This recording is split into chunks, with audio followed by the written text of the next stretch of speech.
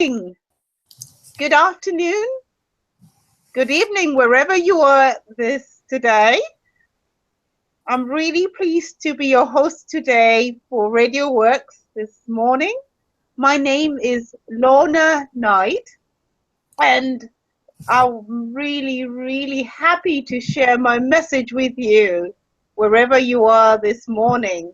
Welcome to Radio Works.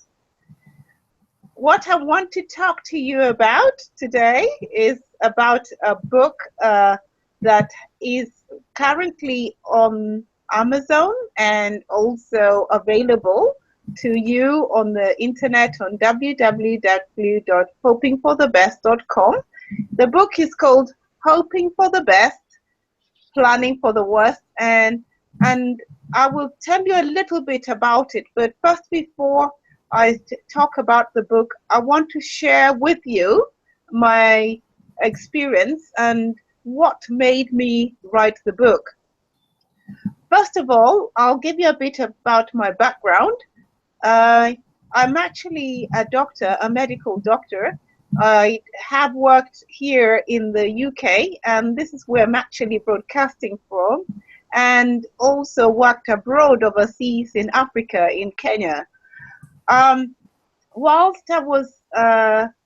while I've been working, I met my husband at that point, and during the time that we were together, we went over to Australia as well, and so I worked in Australia.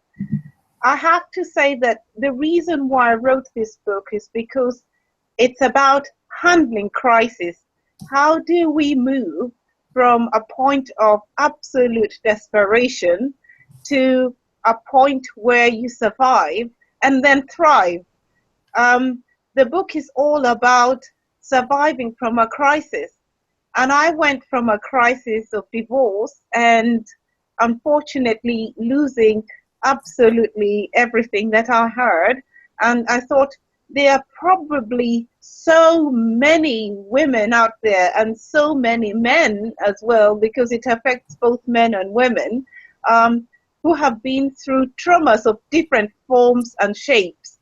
And I'm not only going to focus on marriage, I'm also going to talk about redundancy, about when you lose your job, and when after you've lost your job, you lose your house as well because you can't meet up the mortgage repayments. This book also applies to people who have been critically ill, and for some odd reason, they have not had any plans, any contingency plans to help to survive and to meet any family commitments, particularly, say, looking after their children or looking after their loved ones. The book also applies to situations where there's also bereavement in the family, and particularly where somebody in the family who's the breadwinner dies, and then the family is left bereft. So I thought I would turn what was a situation of desperation into a positive one and use my experience to help many people who have been in similar situations or may well in the future undergo similar situations to get from a position of desperation to a point where they are smiling again and living their lives again and living their dreams again. And I believe in always being positive, in trying to find ways. Now, I have got a few tips in this book, and one of the first things I think that is most important is that the most important thing is cherishing your family and relationships wherever you are. I feel that without the support of family and friends, it is absolutely difficult to survive out of a storm.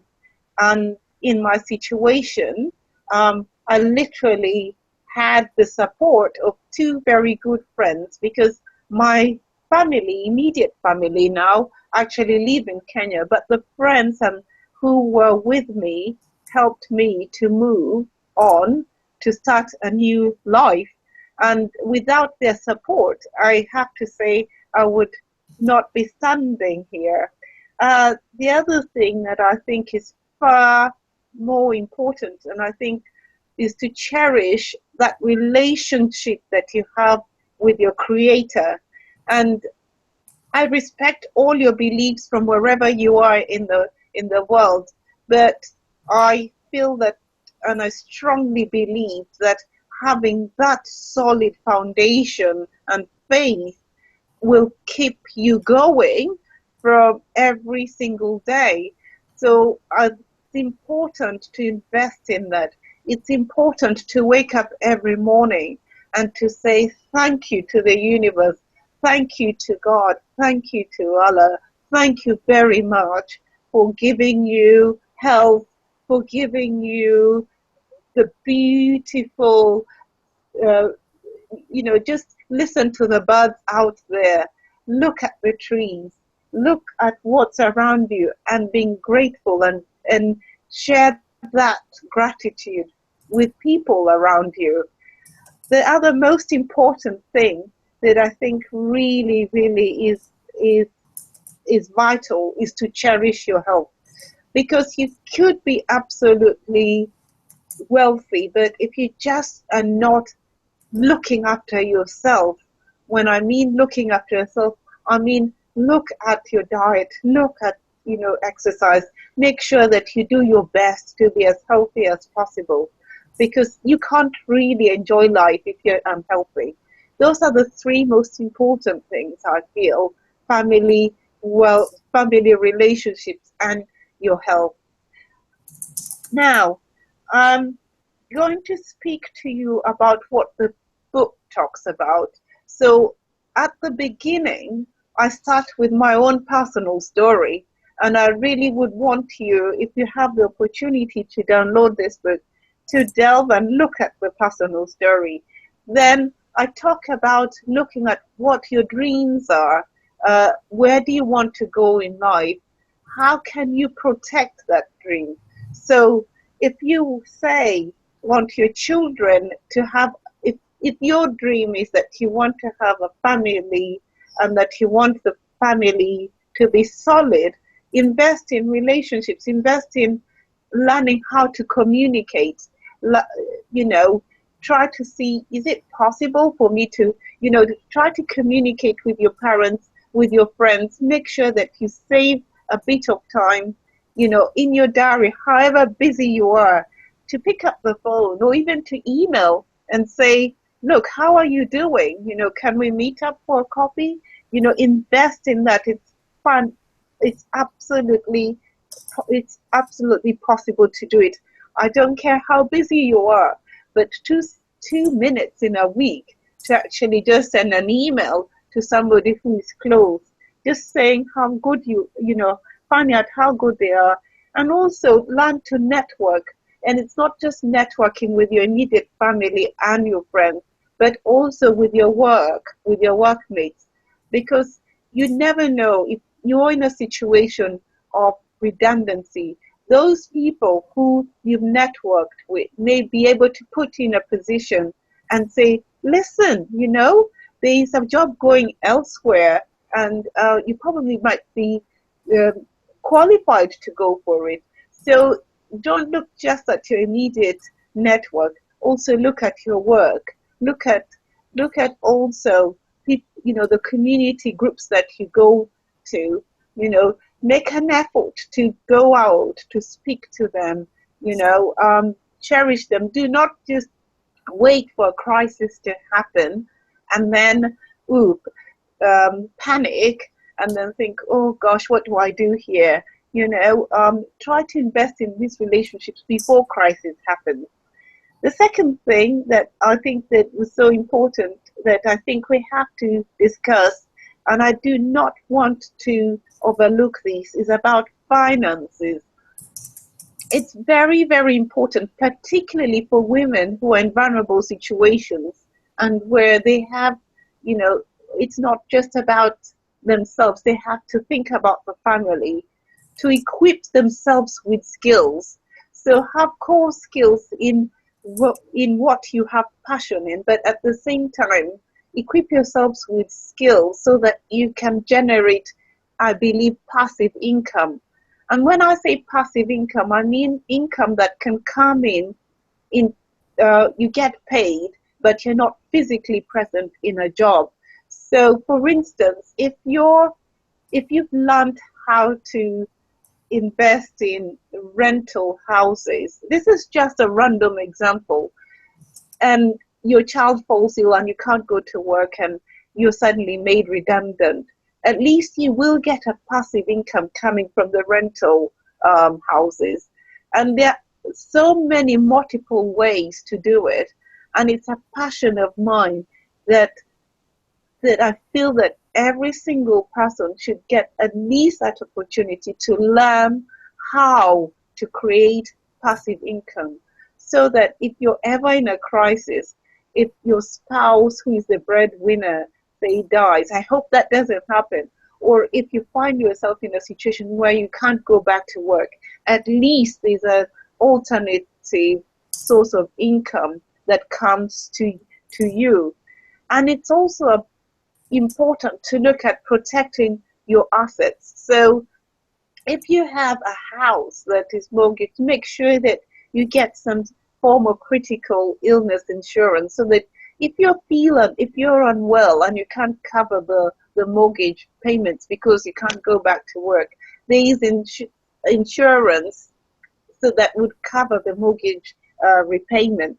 So in detail, the book talks about investing in learning skills, investing in protecting your assets that you've got, and also how important it is that you learn to find alternative sources, even if they're not mainly passive, other alternative sources of income, so that in a crisis you do not find that you're in a situation where you can't come out. Finally, I think that it's very important in this book, I have to say, to remember that you have to ask yourself always, how much do I value myself? If you value yourself, and I repeat this, then you will spend time looking at these key areas that I have talked about, which is your family, your relationships, your relationship with your creator, your maker, the higher self. You would look at your finance, your assets, and you'd look at your health, and spend ways and think and figure out how best can I make contingency plans so that you can cope with the fallout when it happens. I hope the book will be very, very helpful, and I would like to wish you a good day today. The book is available on Amazon, and it's Hoping for the Best, Planning for the Worst, and also available on the internet on www.hopingforthebest.com. Over to you, Marina. Wow, Lorna, I'm so grateful you are here sharing your story and your light, because you see, there isn't one single person who wasn't going through difficult times. And I know you wrote this book with the end in mind, and I know you are in effect giving your readers a template, a solution, a formula to survive the storm. Yes. But I just wonder, in terms of surviving, is that enough? No. How do you feel about what's next? Because living in a past is very easy. You could get entrapped into living in a past. But we both know that your past is not your destiny, and what you hold inside, it's something that you have to treasure.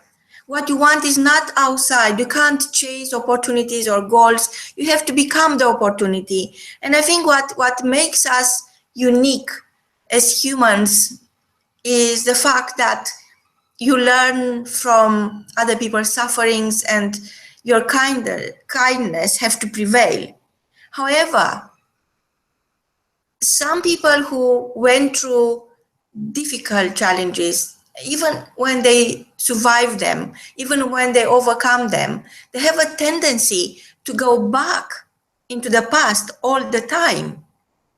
And that keeps them away from the present, from the amazingness of right now, because the present is called the present because it's a gift of life. So what is your message to them?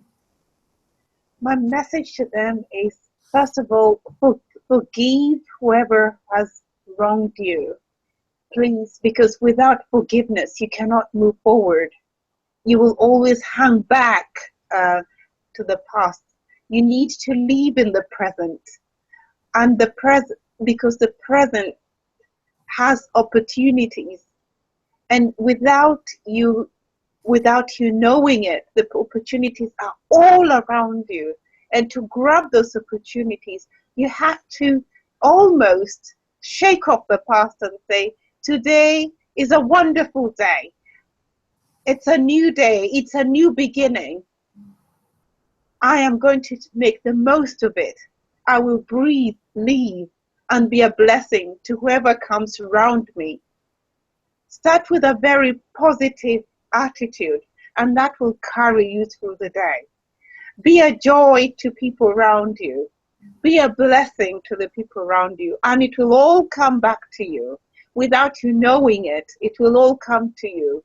And always show some gratitude in whatever way possible.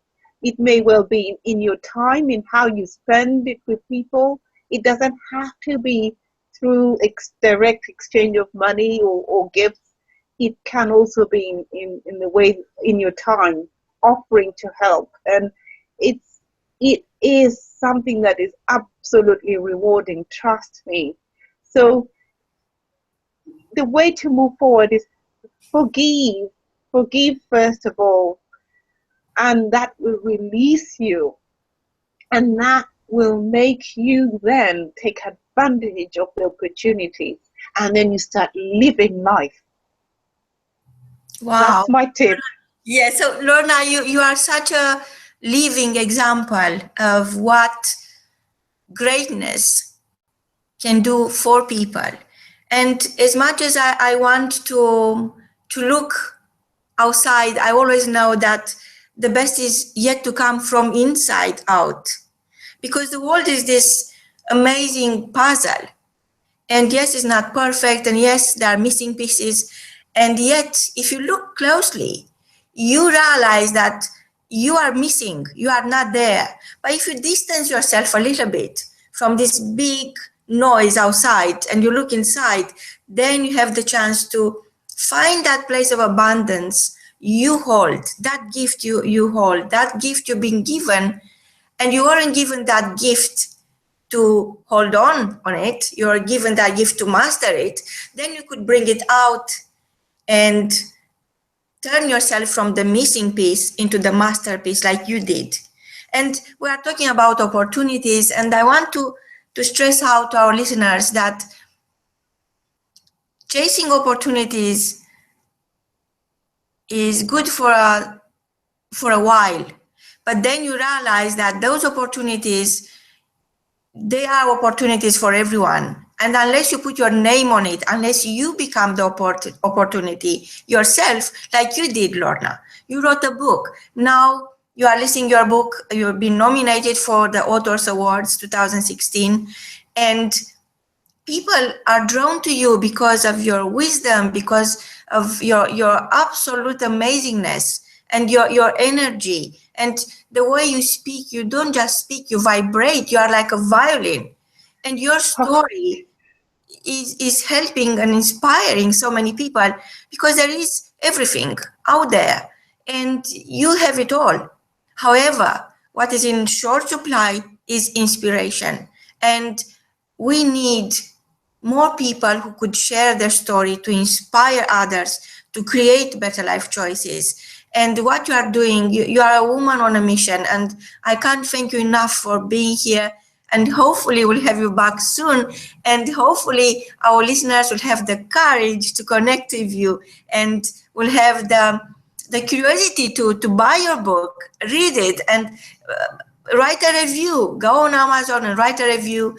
I'm going to write an article about you today, and I'm going to publish it. So I would love our listeners to share it so everybody could hear your message. You have an amazing message, and I think we don't even know what the future holds. But one thing we can do is to create the present to our best ability and bring out the best version in ourselves, the